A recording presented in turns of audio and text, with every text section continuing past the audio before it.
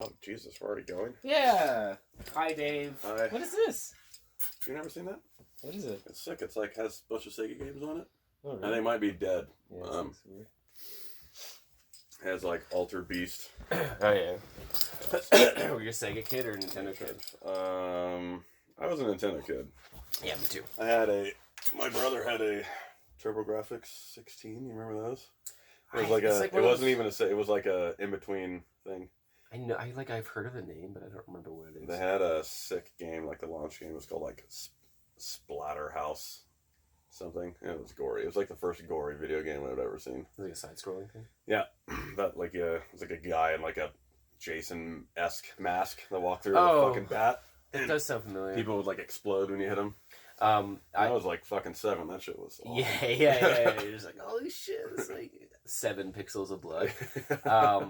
My neighbor had a Sega, and I always go over his house and just like, I don't know, just want to hang out with him just so I could play his Sega, because I had a Nintendo, like an original Nintendo, and it was awesome. But as soon as Sega came out, you're like, oh, that's better.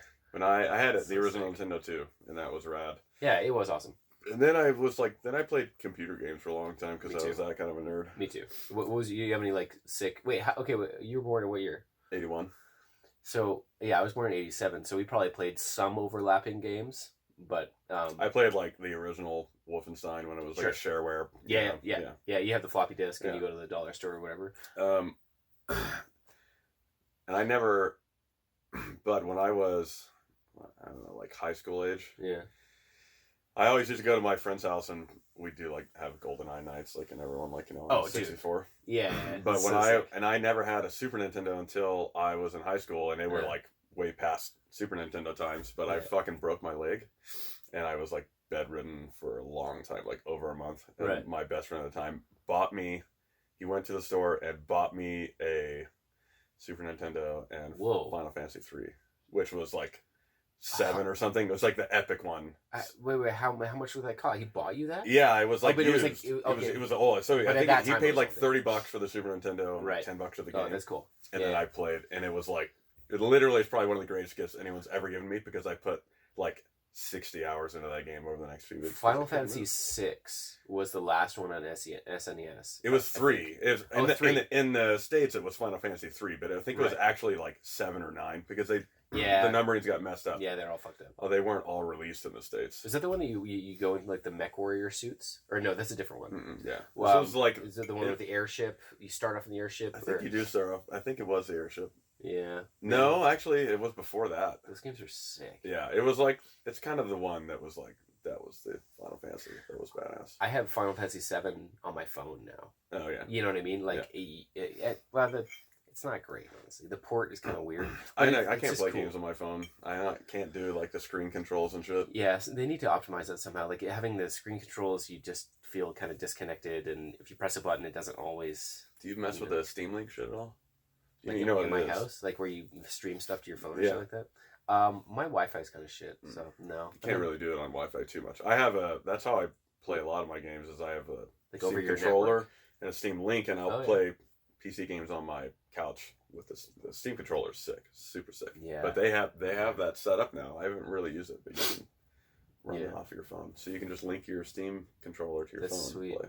But that's like, I was doing the computer. I was like, I didn't want to buy a PS4 because I was like, fuck, they're so expensive, and there's like something new coming up next year or whatever, this year maybe. Mm-hmm. So I was like, I was looking around, and there's that PS Go or PS Live or something like that where you can stream it from some server. Mm-hmm. And I was playing it, and it was cool. And the first day I was like, oh man, I can play Bloodborne, and I was so stoked because I really wanted to play that game for a long time. Yeah.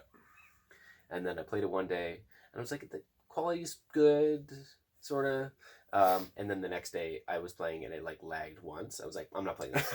I can't play it. Like if you're playing it and you're like, oh, everything's perfect with the controls, but with those games, if it lags a little bit, tiny bit, you're fucked. Yeah. Like, you know what I mean? It's just like, oh, there was a bit of a latency thing, you're fucked. Yeah. And so it just feels, Anyway, hey, we're here in your fucking studio there, bud. Yeah. Do you find this a really inspiring fucking place?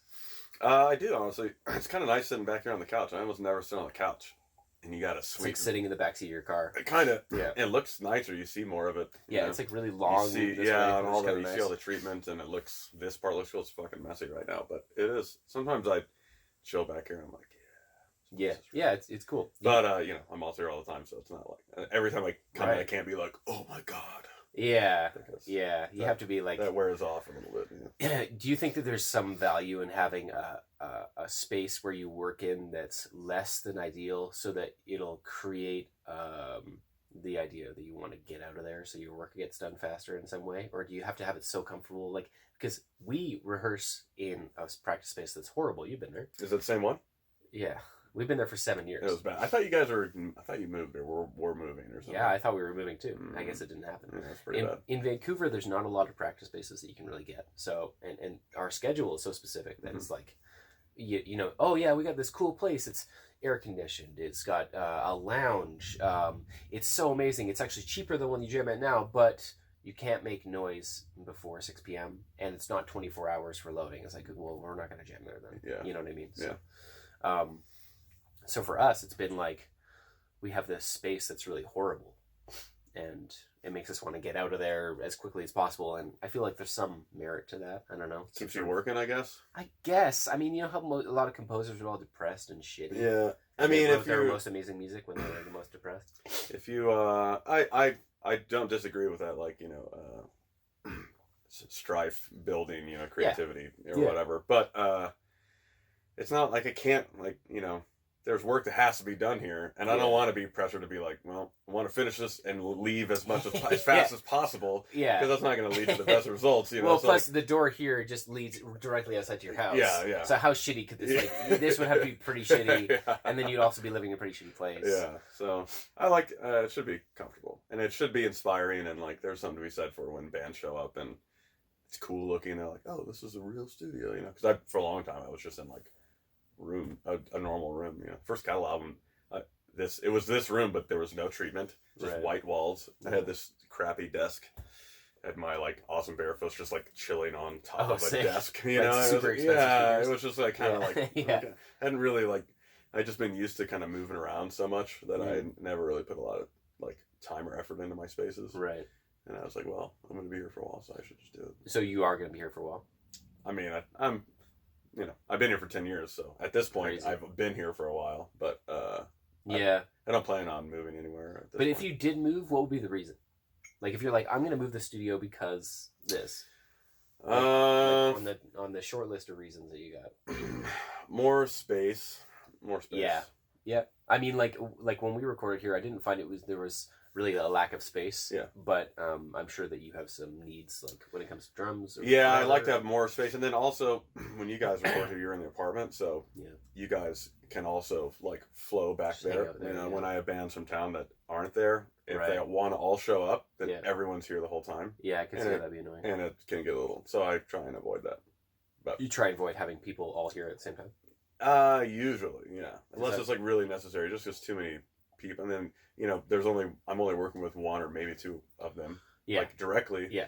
And the other ones get bored and conversations get started and it's just a distraction. For the most part. It's fine. I understand like part of it is like everyone needs to be involved and stuff. Yeah. I mean, for some bands. Yeah. I'm sure that there's always like they always will be involved, but it's usually better to keep the like working group smaller so focus can be maintained, and then everyone has a chance to listen to stuff and make comments, and we can always change things. So no one has to be part of the active process. Like the entire band doesn't always have to be part of the active process, because they're gonna get fucking bored, and they're either gonna not even be paying attention and be on their phones, and then why are they here?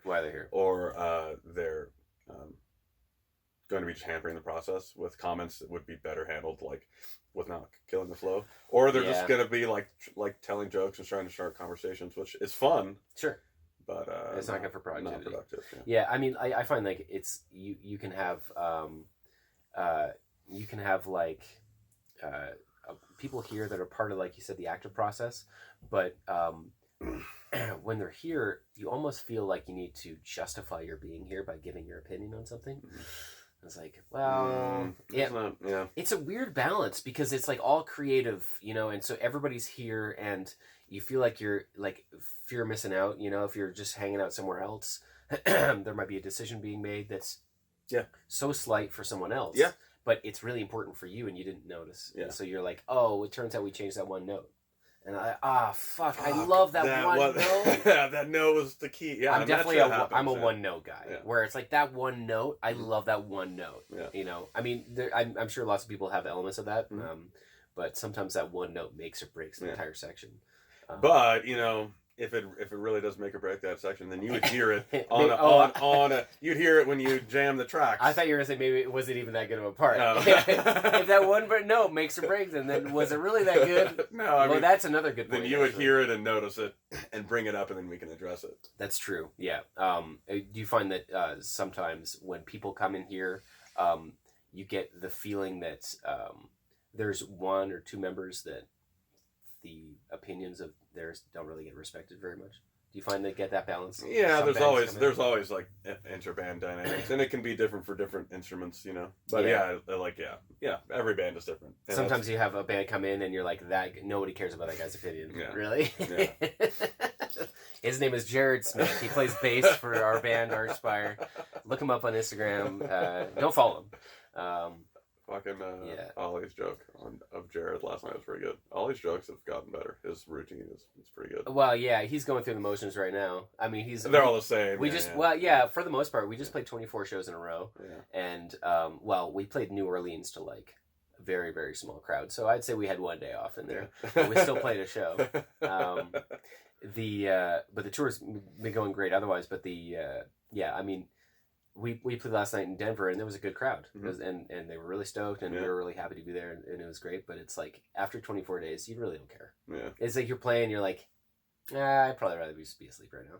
Yeah. But yeah, with his jokes, I mean, he's talking about Jared sucking your dick through your jeans. Yeah, his timing though was pretty. I was like, damn, it's gotten a lot better. Well, there's actually a secret to that, because when we play with our in-ear monitor system, we always ran into problems with having him have his jokes run too long. Mm-hmm. So now we've added a system where I have a 5-second set of 5 beeps that count the last 5 seconds of every break before we count. Oh yeah, you got to do that. Yeah, so it's like wrap it up. Yeah, exactly. So it'll be like, and it's annoying because it's all my voice. So it'll be like, this next song in 30 seconds. I'm like, fuck, I hate my voice. That's funny. Yeah. So when I'm listening to it, I'm just like, oh, my voice sucks. But now we've added those beeps in there, and I think it really has tightened everything. Well, and there's he can just the timing is the same every night, right? So he can just like work that out.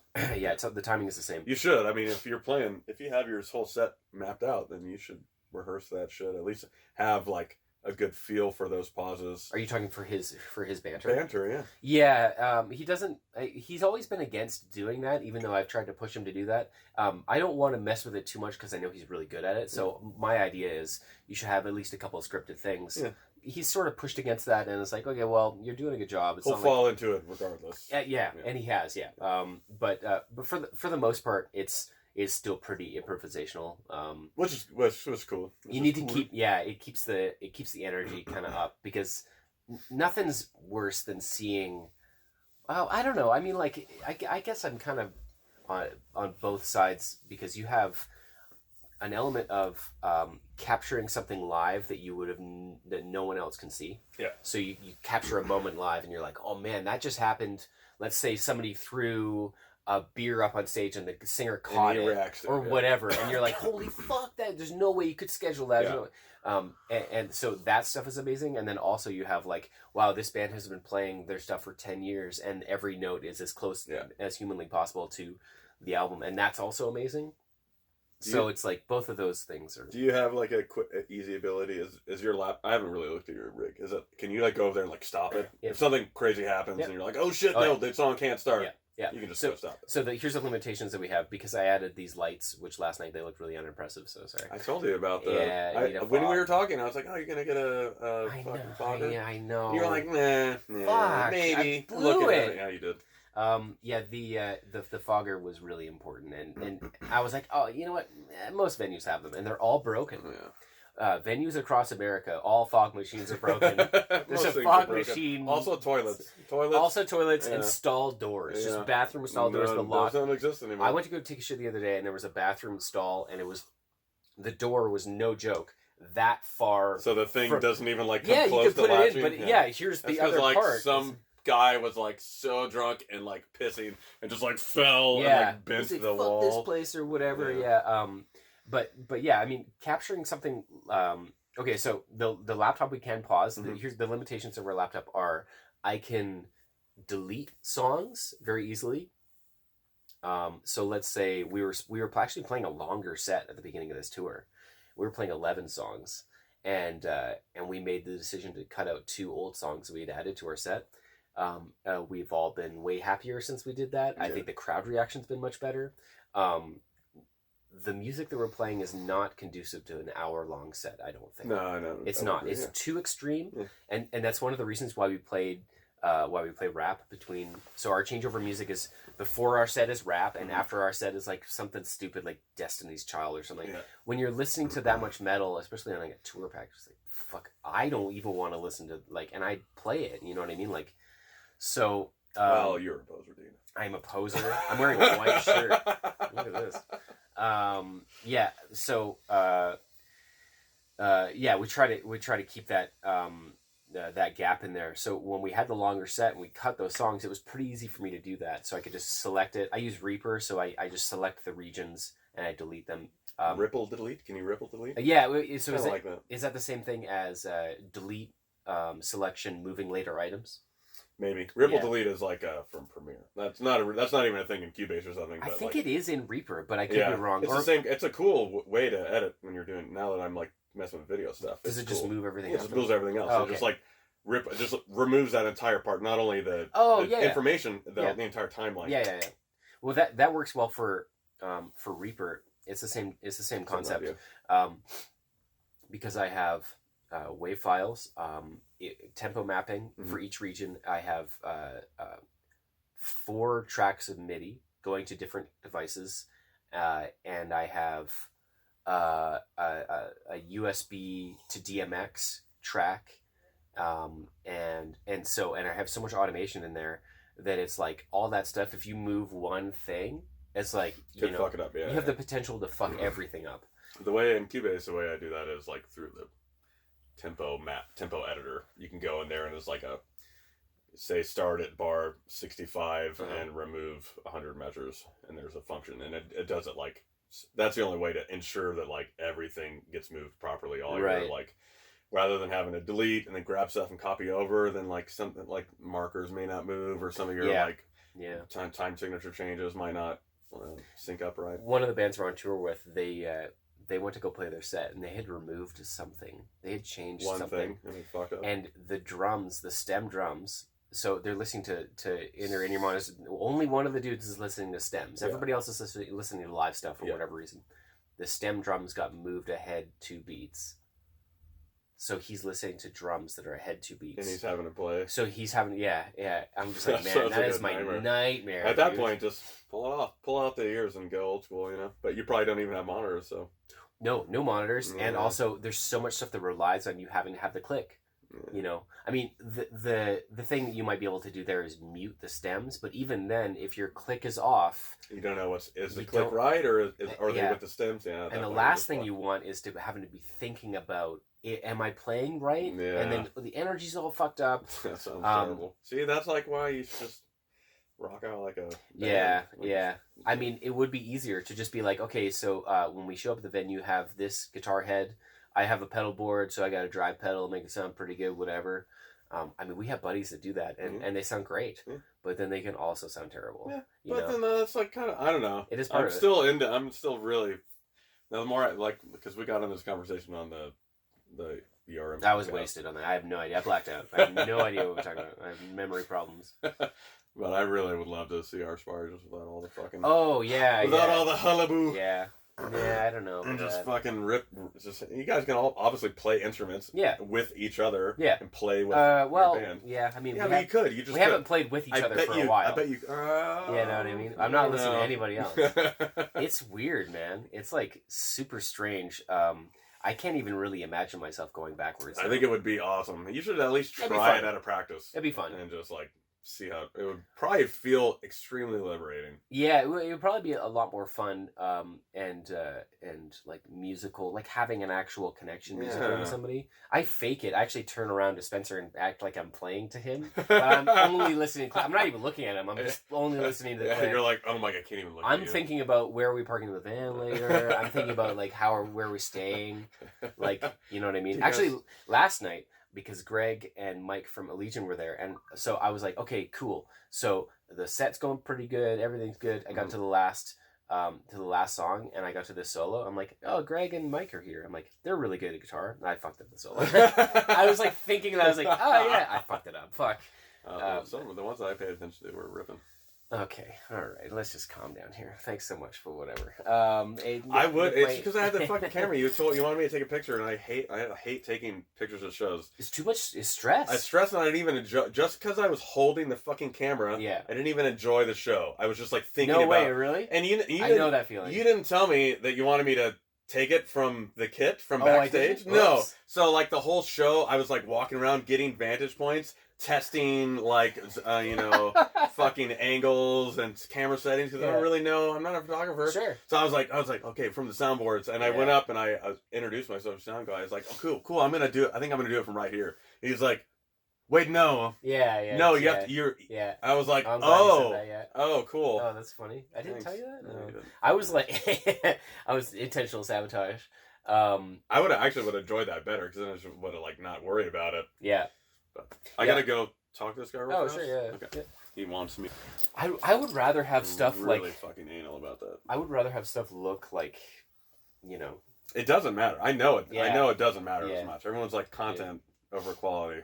Yeah. But I'm like, no, I mean, it has to fucking look good. Yeah, I mean, I think it almost takes away from like how, I don't know. If it's just like a real thing, people are hanging out and it's just like on a cell phone, it's almost just like, oh, you have to go again?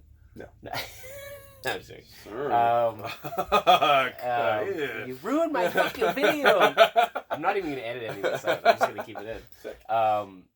Yeah, what were we talking about? I don't know. Hey, you're the host. I'm a host? Yeah. Oh, God. Yeah, you were talking about, I don't know, something about video quality over quantity, content quality. Yeah. So you're doing lots of videos. That's cool. Are you, what's your plan with YouTube? You're trying to, like, I don't know. Become YouTube famous? Yes. Is that, like, a goal? No. I honestly have no idea.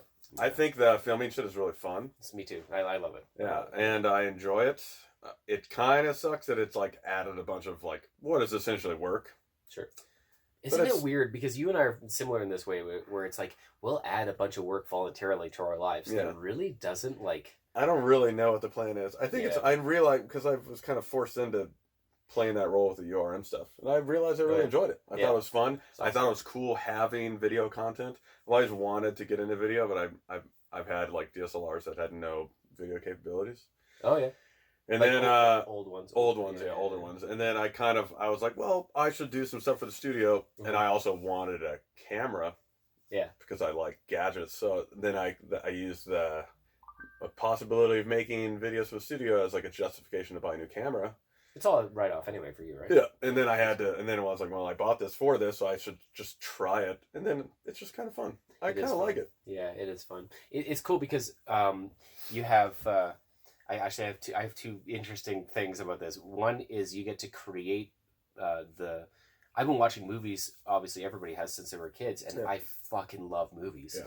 And I always wondered how those things happen, and it becomes closer to, you'll film something and you'll be like, oh, that's how they do this. Yeah. And I have this thing in my hand, I can create that. Yeah. And then also, if you're filming yourself, and I do a series where I learn stuff, I talked about that before. Yeah, that's great. And when people come up to me at shows,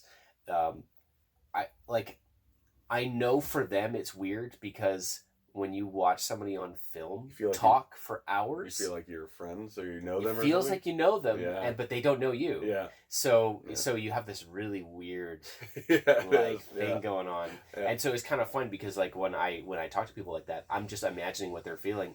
It's not like a oh my god starstruck thing because it's just like whatever. Yeah. It's more like I've been watching you on video for I've hung 10 out with hours. you for 10 hours, but you've never hung out with me. Yeah. That's kind of what it feels like. Yeah. I feel like I watch your videos because I like hanging out with you. Yeah, and I was exactly, like, no, it's yeah. like hanging out with Yeah, it's you. like hanging out, yeah. It really is. Actually, you know what's funny? I don't know if I mentioned this, but do you listen to Joe Rogan?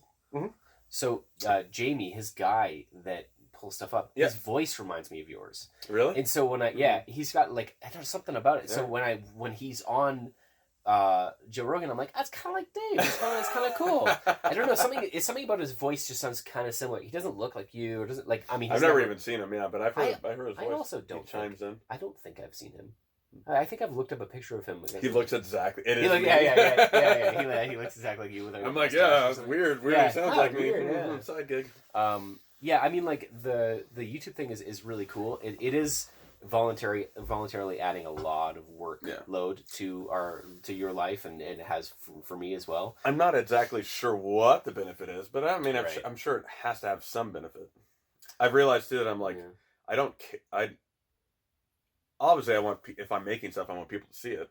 Yeah. So I want, I would like for people to check it out, but I don't really. I don't have like a goal. I'm not trying to be like a famous YouTuber. But as soon as I like put up a video, I think I'm just very like I like to quantify things, and I like numbers and like analytics, I guess. Uh-huh. So then I'm immediately like watching my subscriber count, and I like want it to grow, but I don't Yeah. really actually care. But it's a number that quantifies work that I'm doing, so I'm like, Right. higher is better. Yeah, totally. And so when it's like maybe one thing you should look into is doing more long form stuff then. Because Maybe. that's like the shit. You know what I Really? mean? Yeah, yeah, that's the shit. I mean, like getting the viewer retention and stuff like that. Like, somebody watches 20 minutes, 30 minutes, 40 minutes of your videos. It's like, fuck, like. I have YouTube likes that. so when I had all my shit set up, I filmed like 3 hours of me setting up an entire project. Sweet. Not with only the plan of making it a private link so I could train someone to do it for me. Oh, crazy. I was like, this is perfect because train like an assistant. Are you okay? Are you gonna die? Yeah, this is an assistant to do like some setup work for me because it's tedious, and that's the part that I hate about projects the most. And it's the first thing you have to do, so it's kind of like it makes you not really too excited to start a new mix when you get stuff. Yeah, there's a lot of work that goes into like just getting prepared for me to get to the creative part. Yeah. And so I want to have someone do it for me. So I was Sure. like, last time I was doing it, I had all the stuff set up because I just finished filming, and I was like, I'm just gonna film all this screen grab, Cool. and then the camera on me.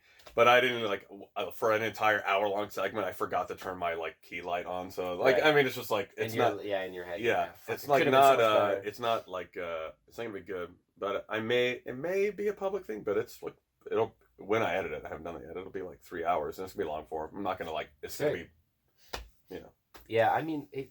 I feel like maybe like I've definitely gotten.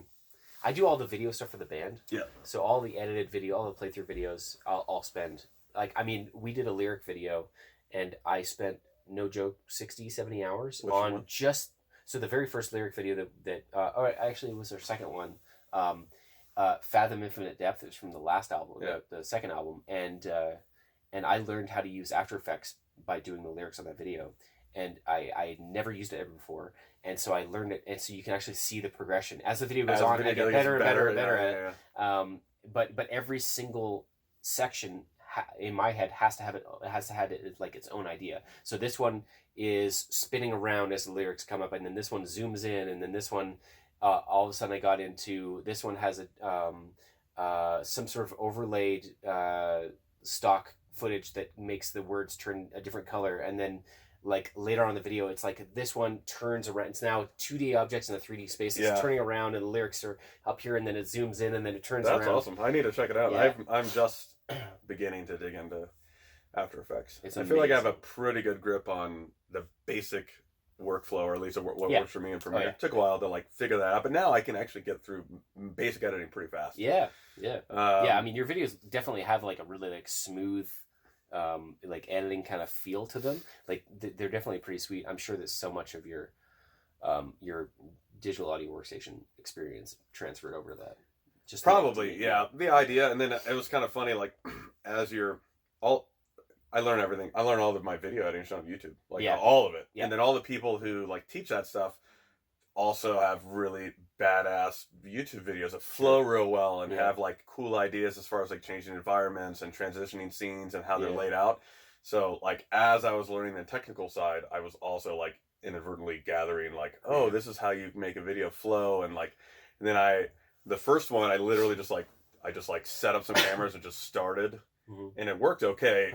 But then I realized when there's like more content to talk through, like you have to plan it out. So now I'm like doing basic scripting and flows, and I'm actually like making notes, like planning out shots and transitions. And it doesn't always stay that way. No. But I find if I always write my opening lines, because that's the hardest part to get started. And I'm like, well, So I like write that. Hey guys, how's it going? Oh fuck, that sucks. I write that. Yeah, I'll write that and then like not even change. I'll like change a word or two in the moment, but that's like written. Yeah. And then at least the way I'm doing it right now, I just write that, and then the rest of it kind of could flow. But I still have to have like a plan. Yeah.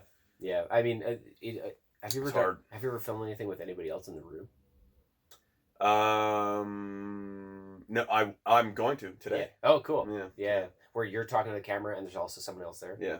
That's a weird thing. Yeah. Yeah. I mean, it's one thing to get interviewed. So you get interviewed and somebody else is taking care of the lighting of the camera, the settings. Yep. You're not shooting in 30 FPS. You're shooting in 24, and you're like thinking about it when you're filming. You're like, fuck, did I fuck it up? You go back and check the settings. Yeah. With that, you're like, okay, well, if they fucked it up, sort of thing. Yeah. So so you have all that responsibility, and then you're also trying to not look like an idiot. Mm-hmm.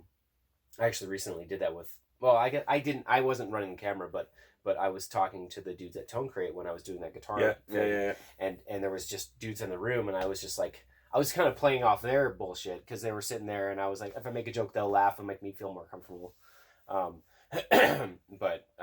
actually, I just recently did an interview with like a small child. It was this guy called, he's like a 14-year-old kid. He's like a metalhead. I saw a bit of that. Yeah, it was good. Yeah. Oh my god, it was so much fun. Yeah.